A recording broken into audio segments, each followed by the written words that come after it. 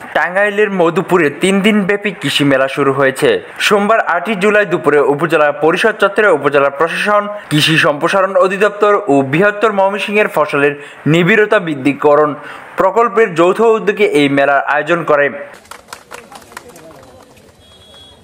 মেলার উদ্বোধন করেন কৃষি সম্প্রসারণ অধিদপ্তর উপপরিচালক মোহাম্মদ আশিক পারভেজ। পরবর্তীতে উপজেলা পরিষদ মিলনায়তনে উদ্বোধনী সভা অনুষ্ঠিত হয়। এতে সভাপতিত্ব করেন মধুপুর উপজেলার নির্বাহী কর্মকর্তা মোহাম্মদ জুবায়ের হোসেন।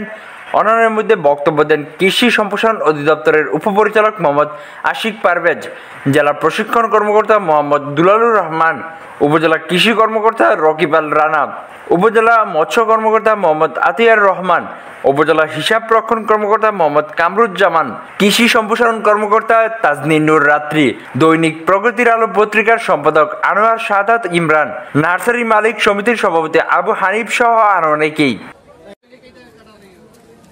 মেলায় ২৬টি স্টলে মধুপুরে উৎপাদিত কৃষিপণ্য প্রদর্শিত হয়েছে। এই মেলা আগামী ১০ জুলাই পর্যন্ত চলবে।